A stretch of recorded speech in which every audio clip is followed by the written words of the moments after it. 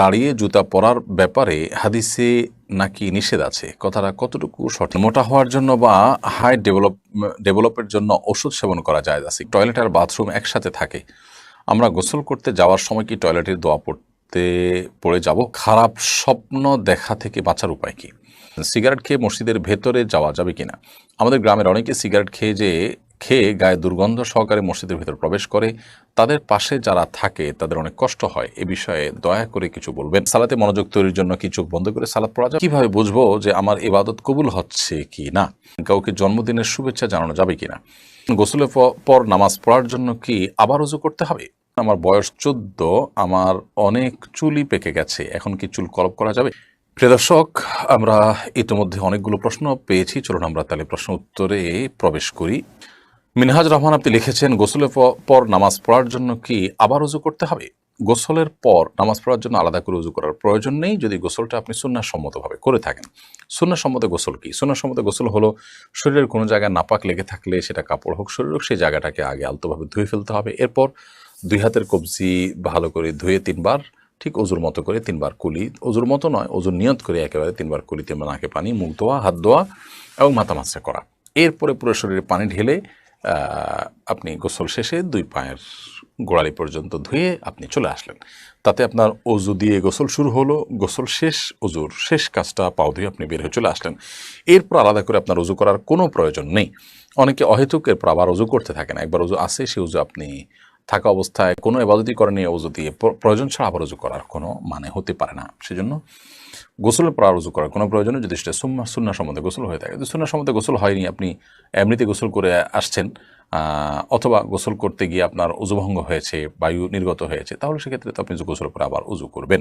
প্রশ্ন করেছেন রিয়াদুল ইসলাম মারুফ, আপনি লিখেছেন, আমি কিভাবে বুঝবো যে আমার ইবাদত কবুল হচ্ছে কি না? দেখুন, আপনার ইবাদত কবুল হচ্ছে কি না এটাকে নিশ্চিতভাবে জানার কোনো উপায় বা সুযোগ নেই।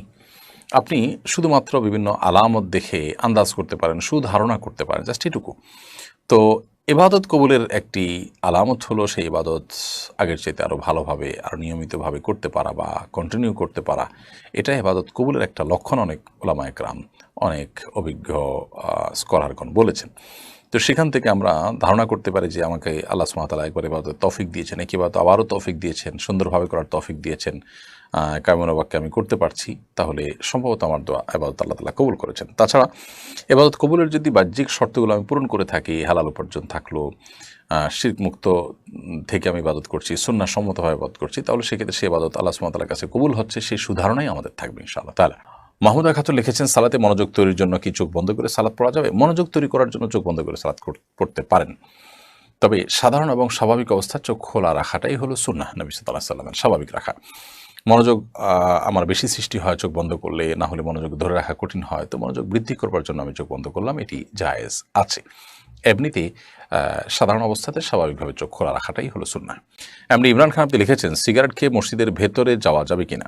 আমাদের গ্রামের অনেকে সিগারেট খেয়ে গায়ে দুর্গন্ধ সহকারে মসজিদের ভেতর প্রবেশ করে, তাদের পাশে যারা থাকে তাদের অনেক কষ্ট হয়, এ বিষয়ে দয়া করে কিছু বলবেন।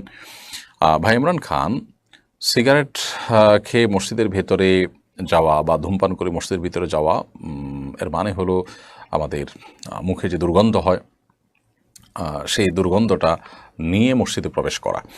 আর এতে মানুষজন যেমন কষ্ট পাবে, ঠিক একইভাবে মসজিদে ফেরেশতাদের অবস্থান থাকে, তারাও কষ্ট পান। নবী করিম সাল্লাল্লাহু আলাইহি ওয়াসাল্লাম বলেছেন, তাতাআযাল মালাইকাতু বিমা ইয়াতাআযা বিহি বানু আদম। আদম সন্তানরা যে সমস্ত বিষয়ের কারণে কষ্ট পায়, ফেরেশতারা একই বিষয়গুলোতে কষ্ট পান। সেজন্য আমরা মসজিদে গিয়ে ফেরেশতাদের কষ্ট হতে পারে এরকম কোনো কাজ করা উচিত নয়, মানুষের কষ্ট হতে পারে কোনো কাজ করা উচিত নয়। এই জন্য কেউ যদি ধূমপান করে থাকেন, সেটা তো এমনিতেই গুনাহের কথা। তারপর ধূমপান করে মসজিদে তিনি যেতে হবে, নামাজ তো পড়তেই হবে। সেক্ষেত্রে তাকে ওযু করে মুখ ধুয়ে পরিষ্কার করে কুলি করে ভালো করে মুখের দুর্গন্ধ দূর করে নিয়ে তারপরে মসজিদে প্রবেশ করা উচিত। যদি একান্ত দুর্গন্ধ দূর করতে নাও পারেন, তার চেষ্টা থাকতে হবে অন্তত যে আমি কুলটুলি করে দুর্গন্ধ দূর করব, এরপর তিনি মসজিদে প্রবেশ করবেন। মনজুর আহমেদ চট্টগ্রাম থেকে সম্ভবত আপনি লিখেছেন, খারাপ স্বপ্ন দেখা থেকে বাঁচার উপায় কি? অনেক সময় মানুষ দুঃস্বপ্ন বা যে স্বপ্ন দেখে মানুষ ভড়কে যায়, ভয় পেয়ে যায়, এগুলো অনেক সময় শারীরিক দুর্বলতার কারণে হয়, মানসিক অবসাদগ্রস্ত থাকার কারণে হয়। অতএব সেটি যেন না হয় সেটি খেয়াল করা দরকার। অনেক সময় নির্ঘুম থাকার কারণে অল্প ঘুমালে বা সামান্য ঘুমানোর সময় এই ধরনের পরিস্থিতি তৈরি হয়। এটারই নানা গবেষণা আছে, আপনি একটু খুঁজে দেখতে পারেন।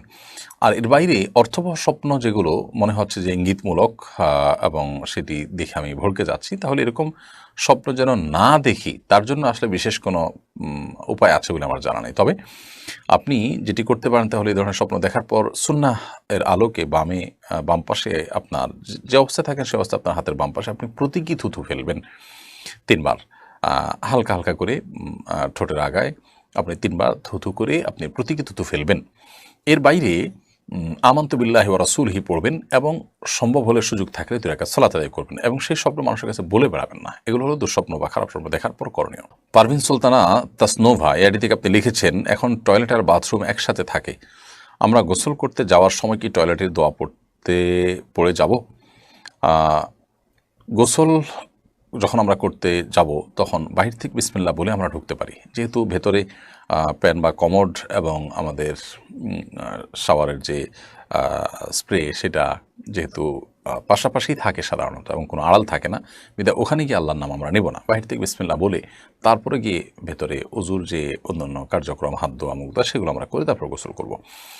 সেক্ষেত্রে অজুর যে সুন্নাহ বিসমিল্লাহ পড়া সেটাও আদায় হয়ে যাবে, আবার টয়লেটের মধ্যে আল্লাহর নাম নেওয়া যে মাকরুহ সেটি থেকেও আমরা বেঁচে থাকতে পারবো।